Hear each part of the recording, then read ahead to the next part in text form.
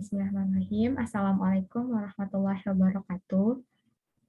Kami dari kelompok 5 Psikologi Lintas Budaya kelas B akan mempresentasikan hasil penelitian kami mengenai gambaran etos kerja pada pedagang Minang, Jawa, dan Batak yang bekerja di Kota Padang.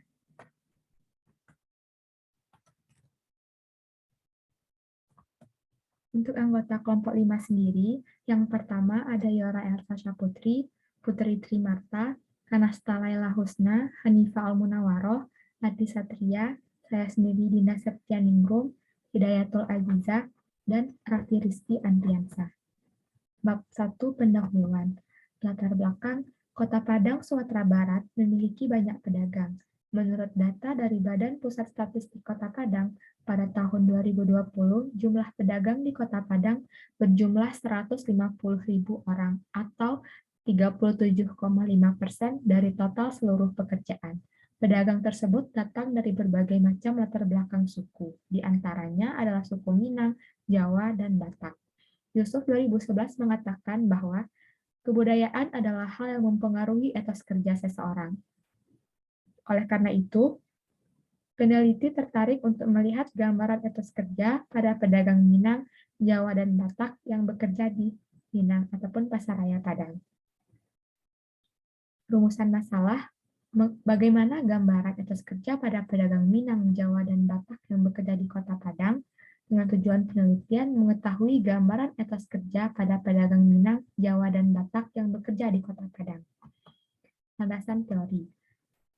Landasan teori etos kerja secara umum itu menurut Miller, etos kerja dapat diartikan sebagai seperangkat keyakinan dan sikap yang mencerminkan nilai dasar kerja.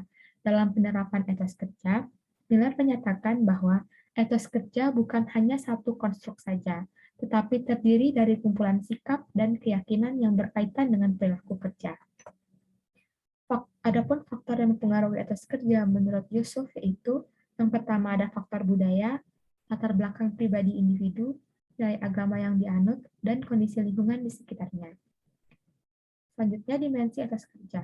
Menurut Miller dan kawan-kawan pada tahun 2002, etos kerja memiliki 7 dimensi. Di antaranya, yang pertama ada centrality of work, yaitu sikap di mana seseorang memiliki keyakinan dalam pekerjaan demi pekerjaan dan juga kepentingan pekerjaan. Lalu yang kedua, self-reliance, yaitu sikap di mana seseorang berjuang untuk kemandirian dalam pekerjaan sehari-hari. Ketiga ada hard work, yaitu sikap di mana seseorang percaya pada keutamaan kerja keras yang telah ia lakukan dalam bekerja.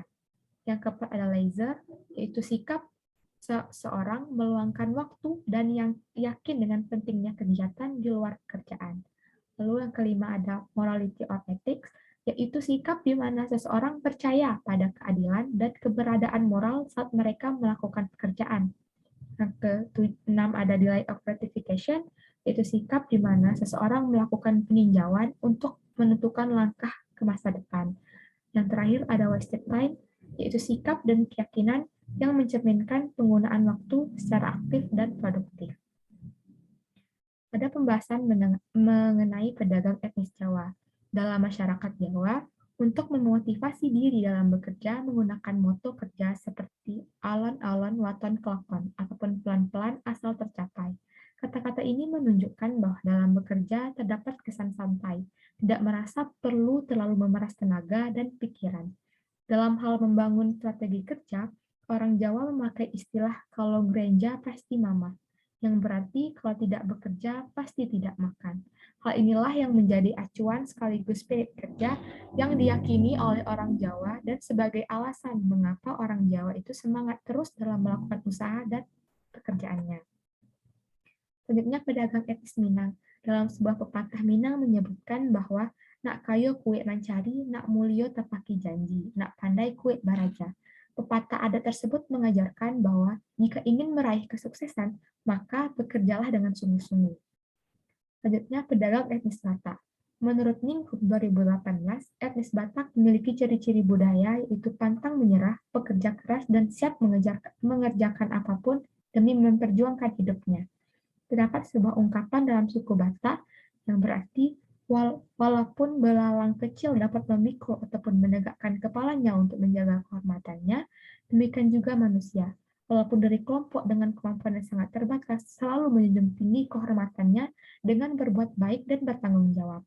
Ungkapan ini mengiaskan bahwa suku Batak pantang untuk meminta orang lain, bahkan di situasi terburuk sekalipun. Bab 3. Metode penelitian. Penelitian ini menggunakan pendekatan fenomenologis dengan sampel penelitian berjumlah 6 orang, yaitu 2 orang Minang, 2 orang Jawa, dan 2 orang Batak. Teknik pengambilan sampelnya itu adalah purposive sampling. Dengan metode penelitian, yaitu metode wawancara, dan lokasi penelitian dilakukan di Pasaraya Kota Padang, Sumatera Barat. Bab 4. Hasil dan pembahasan.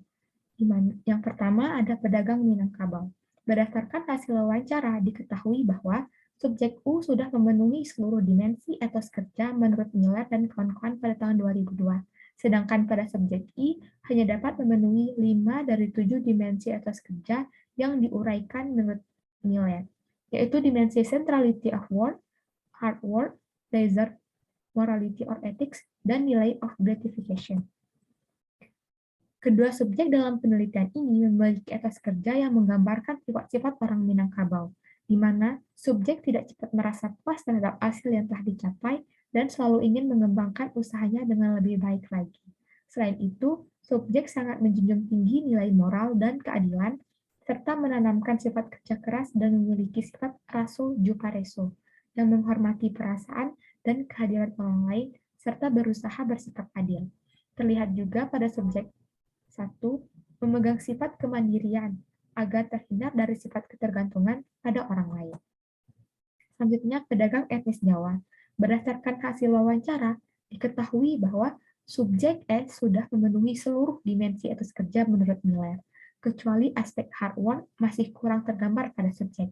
Sedangkan pada subjek FR sudah memenuhi semua aspek etos kerja menurut Miller. Etos kerja yang ditunjukkan pada subjek S berpegang pada kalimat pelan-pelan asal tercapai, di mana tercerminkan dari cara bekerja subjek S yang melakukan semuanya sendiri dari awal, tidak terlalu terburu-buru dalam bekerja dan tetap santai, dan juga haja ngaya, jangan memaksakan diri. Tercerminkan dari cara bekerjanya, di mana saat subjek S merasa butuh istirahat, beliau akan menutup dagangannya di hari yang tidak menentu dan mengistirahatkan diri.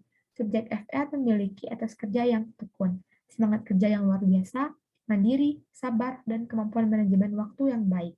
FR berpegang kepada kalimat manungsa mung ngunduh wohing pakarti, yang berarti bahwa kita akan memetik hasil dari perbuatan kita sendiri. Oleh karena itu, FR meyakini bahwa di masa depan, ia pasti memetik hasil dari usaha dan kerja keras yang telah ia lakukan selama ini. Lalu ada pedagang etnis Batak. Kedua jenis etnis Batak yang menjadi partisipan penelitian menunjukkan etos kerja yang cukup berbeda. Pada subjek RDM, etos kerja yang ditampilkan sangat mencerminkan ciri-ciri etos kerja budaya Batak, yaitu pantang menyerah, bekerja keras, dan siap mengerjakan apapun demi memperjuangkan hidupnya.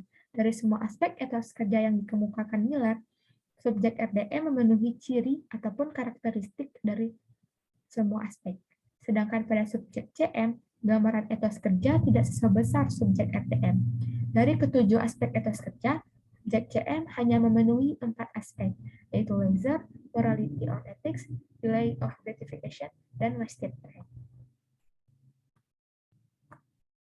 Mungkin sekian pemaparan hasil dari penelitian kelompok 5.